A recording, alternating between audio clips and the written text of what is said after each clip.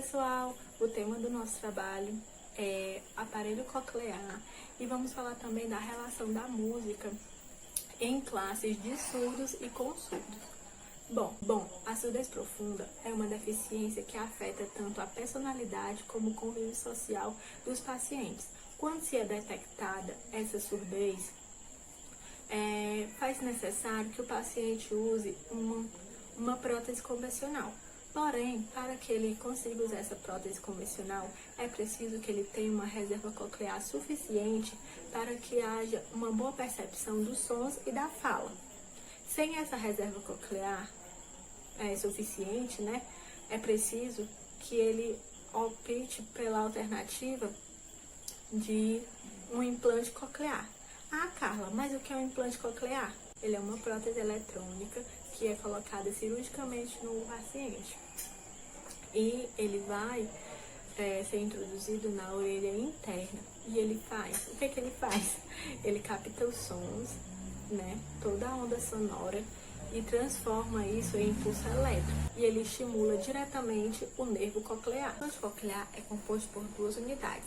Uma externa, que contém um microfone, um processador de fala e uma antena transmissora. E já na interna, que é colocada cirurgicamente, possui um receptor e um fino cabo de eletrodos. Existem dois tipos de implantes cocleares, os monocanais e os multicanais. Os monocanais foram bastante utilizados na década de 70 e 80. Ele estimula o nervo auditivo através de um campo elétrico que é formado por dois eletrodos, e um é ativo na cóclea e o outro fora da cóclea. Os monocanais, eles facilitaram aos pacientes o reconhecimento dos sons do ambiente e também facilitaram a leitura labial. Porém, eles falharam totalmente no reconhecimento de palavras e frases sem a leitura labial. Já os sistemas multicanais foram desenvolvidos com o objetivo de utilizar, além da estimulação monopolar, usar também um campo elétrico mais específico. E até hoje ele é usado porque foi um sucesso.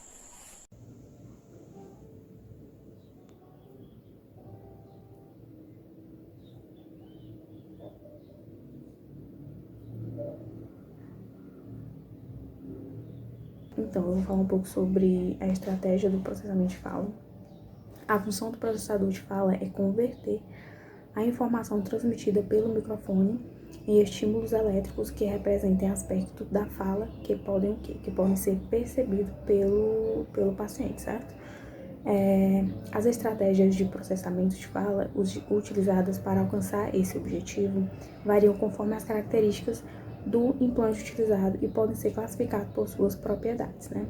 Essas propriedades, elas incluem o tipo de estímulo, tá? Que pode ser estímulo tanto simultâneo quanto não simultâneo, e o tipo de apresentação da onda eletrônica, que pode ser analógica ou pulsátil, certo?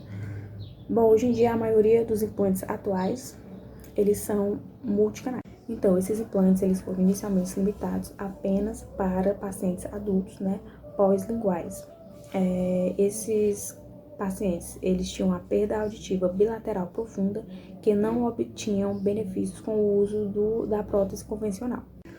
Bom, os pacientes que ficaram surdos a partir dos 5 anos de vida, né, eles também são considerados pacientes pós-linguais. Então, com a melhoria da tecnologia, né, os implantes cocleares em adultos, eles foram estendidos para pacientes que apresentavam uma perda auditiva severa. Bom, diferente dos adultos, as crianças que são pré-linguais ou pós-linguais, né, tanto faz, elas são boas candidatas para fazer o implante coclear. Você deve fazer, antes de tudo, uma avaliação médica e uma avaliação psicológica, certo? Bom, a avaliação do médico otorrinolaringologista inclui a anamnese e o exame físico, tá? A avaliação radiológica da cóclea serve para determinar se tem cóclea, certo? Se a cóclea está presente ou se apresenta má formação. Falando da avaliação psicológica, ela deve ser realizada com o objetivo de identificar fatores que podem incluir ou excluir os pacientes na seleção para serem candidatos.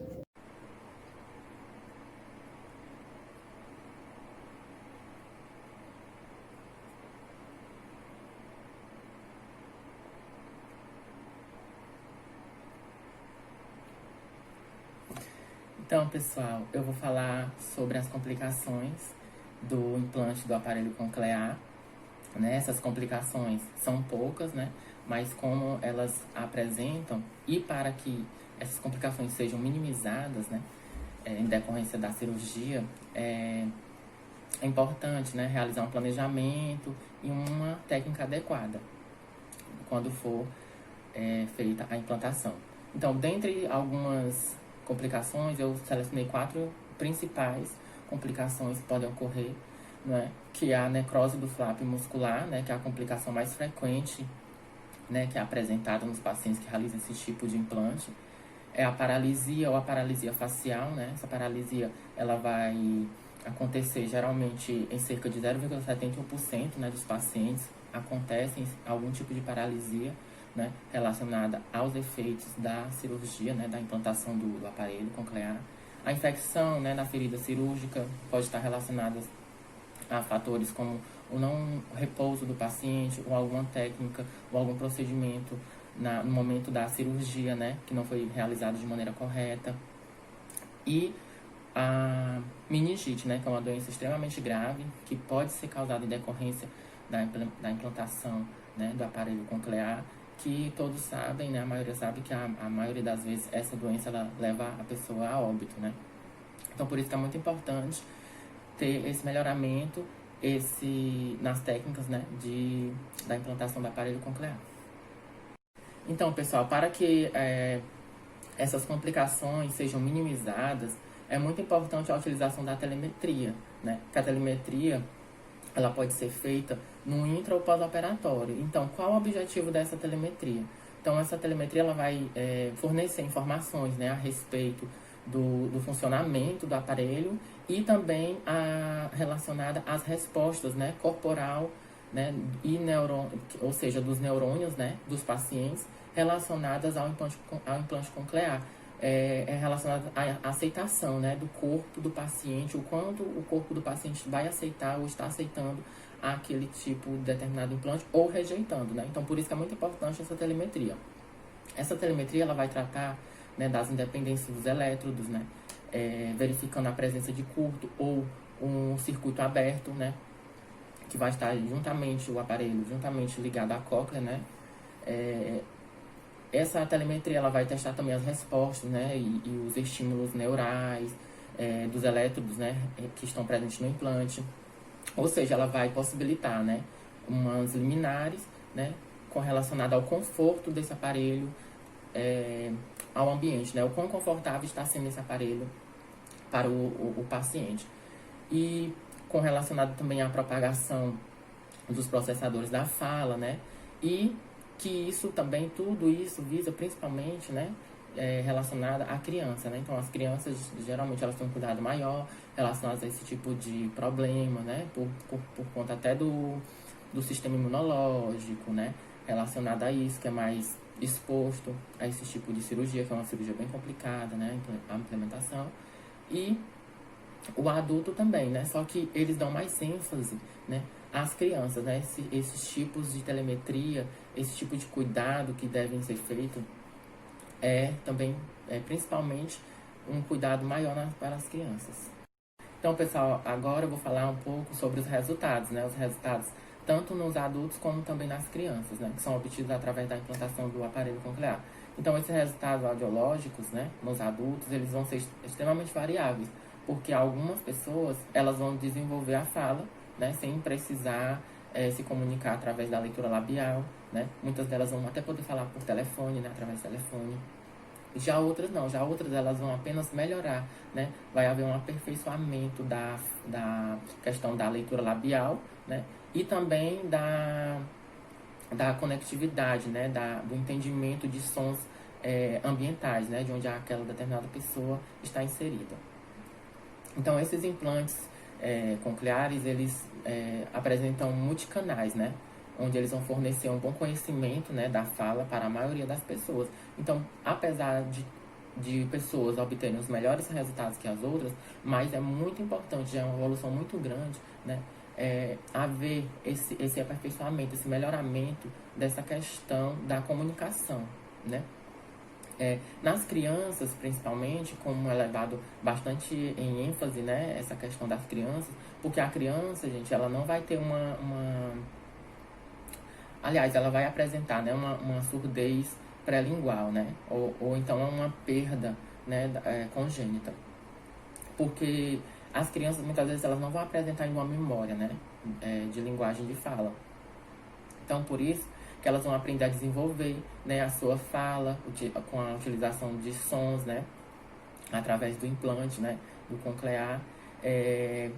Isso vai desenvolver a produção e a percepção de fala, né, e das habilidades auditivas. E, com isso, os principais benefícios que são voltados para as crianças é a questão da percepção e a melhoria do som ambiental, a detecção e a discriminação dos sons de fala, né, por conta que a criança ainda vai estar em fase, por exemplo, de desenvolvimento, reconhecimento de fala em contexto fechado, e a performance auditiva ela vai ser compatível com as perdas leves, né, e moderadas. Então, pessoal, agora eu vou falar sobre as inovações e perspectivas futuras, certo? Começando a partir da escolha, né, dos pacientes, que há anos anteriores, tempos anteriores, os pacientes que possuíam problemas auditivos severos, eles não eram orientados, né, a fazer esse tipo de cirurgia, né, de método cirúrgico, né, como a implantação do aparelho coclear. E nem aqueles que apresentavam uma perda, né, da auditiva profunda, né, bilateral. Então, apesar dos anos virem avançando, né, muitos aparelhos eles estão sendo, né, aprovados, né, para o uso, né, e orientação dessas pessoas também estão sendo orientadas à utilização, né, desse aparelho. E também com a questão do avanço, né, de imagens, né, com esse avanço que vem se acarretando há longos anos, que a cada ano que passa vem melhorando mais a questão da qualidade de imagem, né, de exames. Os pacientes com as malformações cocleares, né, maiores também foram beneficiados com isso, né? Eles também eram descartados, eles não eram orientados a fazer esse tipo de implante, né, para melhorar a questão da audição, da sua audição. Então, os pacientes também com labirintite ossificante, né, em decorrência da meningite, eles podem ser implantados, né, um tipo de aparelho diferenciado, né, onde esse aparelho vai possuir 2 carreiras de elétrodos, né. Os pacientes com outras deficiências como a cegueira, os distúrbios motores, ou os retardos mentais ou psiquiátricos, eles eram excluídos também, entendeu? Antigamente, nos tempos passados, eles não eram orientados a fazer esse tipo de implante, né? Tinha-se como... eles não tinham mais jeito para... não tinham obtido resultados, né? Tinha-se como eles não obtiram nenhum tipo de resultado. Mas, com o passar dos anos, as pesquisas mostraram que essas pessoas, elas vão ser as mais beneficiadas, né? Com a implantação do aparelho coclear, elas vão ser as mais beneficiadas do que as outras pessoas que possuem apenas a perda auditiva como um único problema, né? Então, com o passar dos anos, houve uma evolução, né? Até na mentalidade. E relacionado também aos aspectos cosméticos, né? Que é a evolução dos aparelhos menores, né? A questão de aparelhos mais discretos. Então, para finalizar, eu vou falar um pouco sobre a conclusão de tudo, do que a implantação, né, do aparelho coclear vai trazer de melhoria na qualidade de vida para essas pessoas, né, que apresentam surdez mais severas. Então, apesar de existir diversas pessoas que vão apresentar inúmeros resultados, né, diferenciados umas das outras, mas ele é um fator determinante, né, para a qualidade, melhoria de comunicação, de vida dessas pessoas, das pessoas surdas, né? Porque eles vão permitir a questão de independência dessas pessoas, né? Eles vão aumentar uma motivação, né? Vai aumentar a motivação dessas pessoas, por conta que essas pessoas muitas vezes se sentem excluídas, né? E realmente muitas das vezes elas são excluídas por uma sociedade, né? Que mais exclui do que inclui, né? Não procuramos entender muito bem essa questão da diferença, das deficiências, não procuramos nos aprimorar cada vez mais para a gente se comunicar melhor com esse tipo de pessoa, né? Para a gente malear melhor essas pessoas, né? Se incluir, trazer ela mais para perto da gente, né? Incluí-las.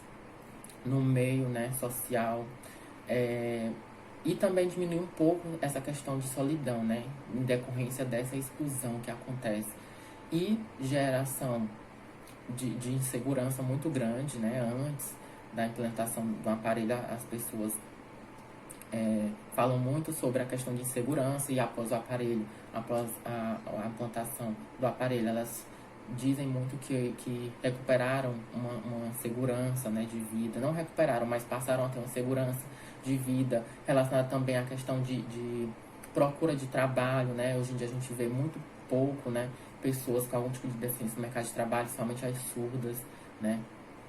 Pessoas surdas no mercado de trabalho. E a principal, né, e por último, que eu achei muito importante, que está englobado em tudo, que é a questão do relacionamento, né, social desses pacientes com a sociedade, que é como eu acabei de falar. Elas vão se comunicar melhor com as pessoas, né? Elas estão dando uma forma de elas serem inseridas, né, na sociedade, de serem aceitas, entre aspas, né, na sociedade, por conta dessa questão de exclusão, né, muitas das vezes com essas pessoas. Então, com isso, eu termino o trabalho falando sobre o implante coclear. Espero que vocês gostem e muito obrigado.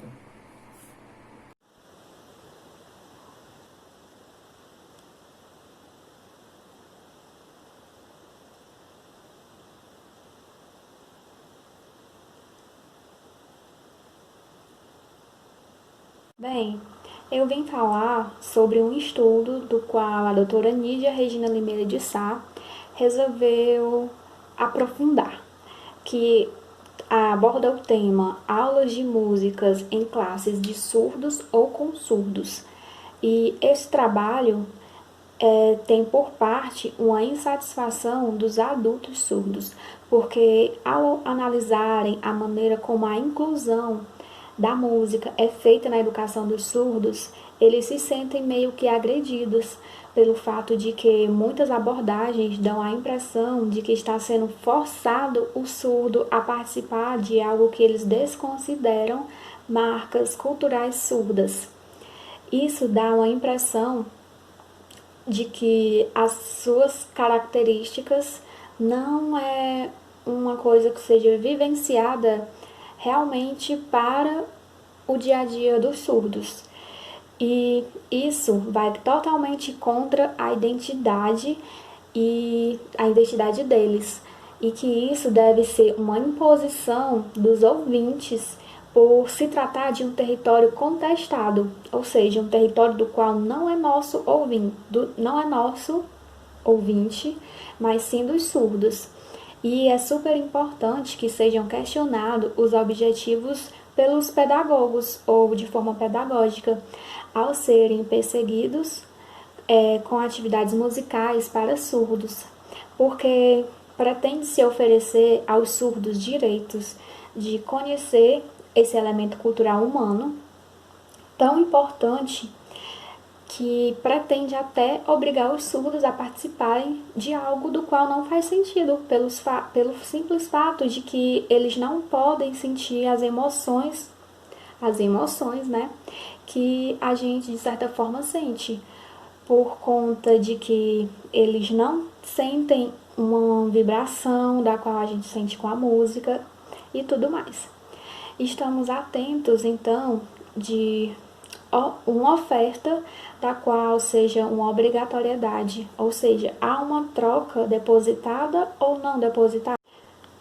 E aí que é super importante ser questionado o objetivo de estar sendo feito meio que essa atividade, né, para saber se pretende obrigar o surdo a participar de algo do qual não faz sentido para ele, ou você está tratando de uma oferta ou de uma obrigatoriedade, de uma troca ou de um pacote a ser depositado para outras pessoas. Segundo a Helena Coelho, ela fala aqui, abre aspas, o canto é uma forma de comunicação pelo toque. A energia é enviada pelo cantor por intermédio de vibrações sonoras de sua voz. Ou seja, toca de forma física, mecânica, o tímpano do ouvido, mas não só o tímpano. Todo o corpo do cantor é uma fonte sonora esférica, de acordo com o corpo do ouvinte, é um receptor sonoro imerso no campo dessas vibrações. Assim sendo, falar, cantar, escutar é sim uma espécie de toque absoluto. Ou seja, a partir daí você deve sim se questionar se você fazer com que o surdo meio que oralize ou sinta alguma coisa da música, você vai estar obrigando ele a fazer isso, você vai estar querendo que ele se esforce a sentir o que você sente, ou vai ser um pacote de meio que troca. Você ensina ou tenta ensinar ele a ter um meio de se comunicar, assim, na parte da música, né, dos sentimentos, ou você faz. Então, segundo a Helena Coelho, ela fala que sim, é possível curtir o toque proporcionado pela música.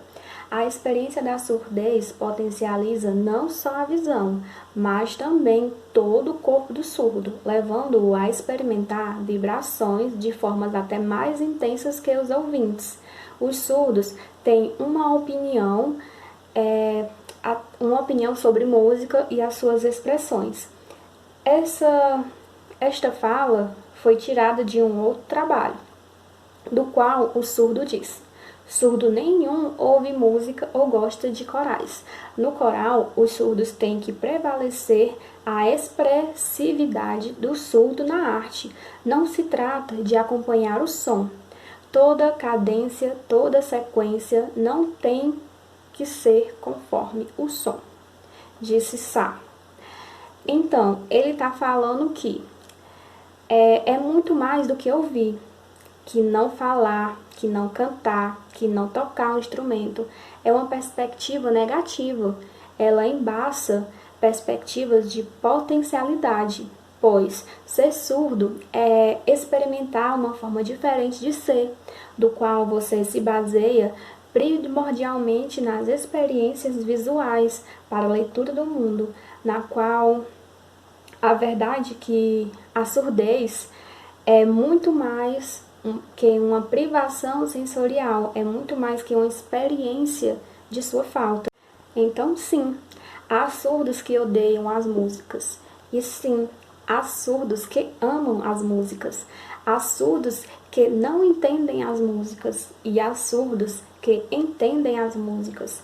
Há surdos que se emocionam com as músicas e há surdos que não sentem absolutamente nada com a música. E há surdos que têm maiores condições e deliciar-se com as músicas, e há surdos que jamais passarão a ter alguma experiência de sentir prazer na presença de alguma peça musical. Tudo isso porque existem diferentes graus de surdez e diferentes experiências sociais com música.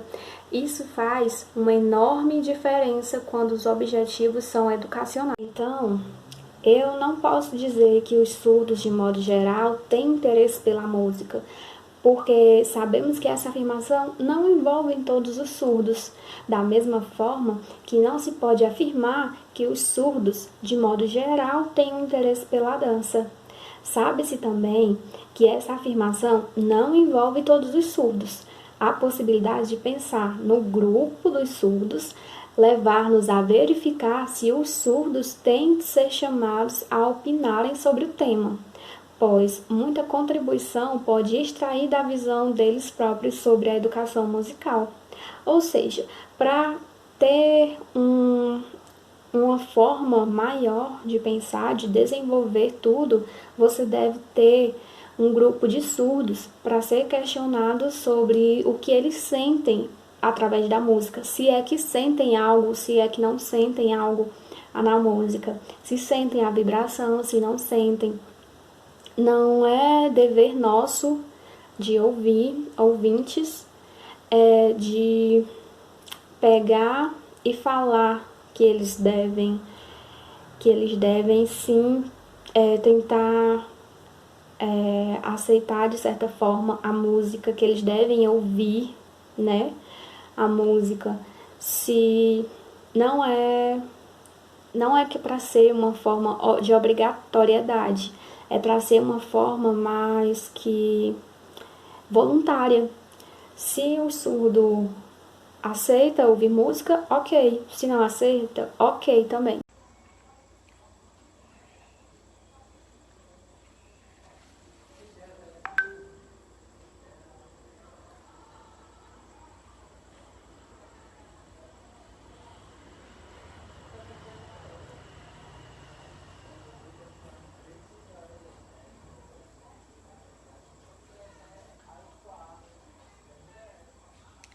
Muito bem.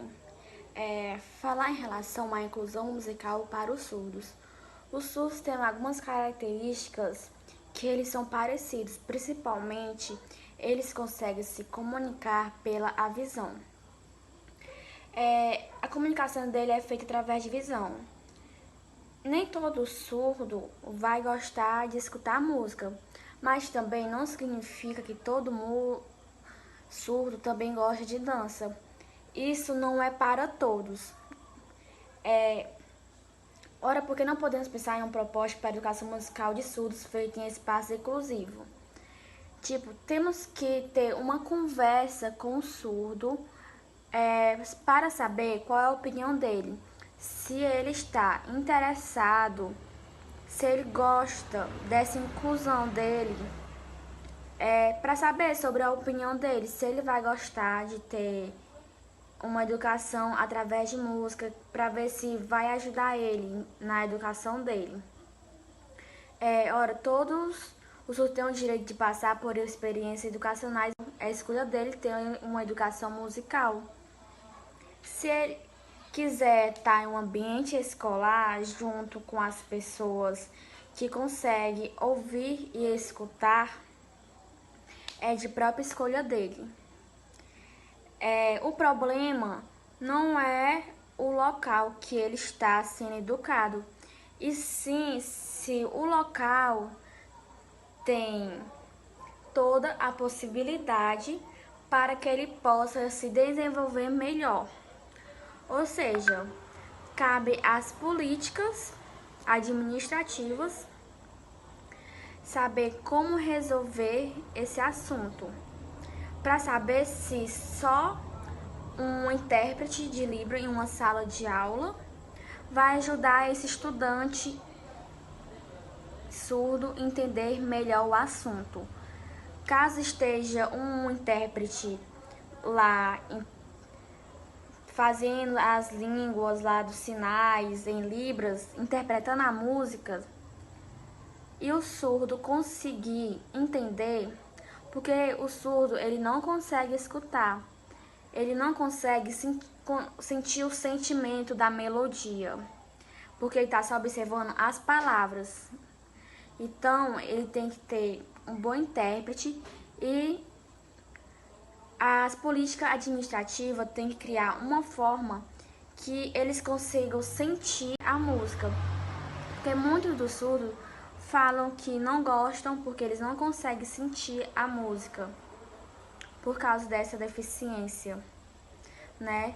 Que as políticas governamentais não conseguem suprir.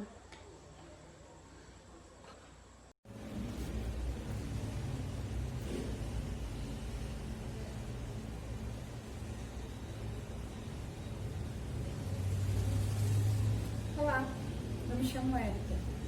Como nós já podemos ouvir ao decorrer desse vídeo, né, a inclusão da ferramenta música na educação dos surdos ainda é um tabu a ser quebrado, né? Ainda há muita resistência em relação a isso. Mas por que isso existe? Se música é algo tão bom, se eles podem ter essa oportunidade de conhecer a música, de viver a música, de sentir a música, por que há essa resistência nisso, né? Talvez nós não entendamos o porquê disso, mas se formos pensar tentar pensar como eles pensam, nós podemos levantar as seguintes questões. O professor que está dando essa aula de música para esses alunos surdos, ele é um professor treinado para fazer isso?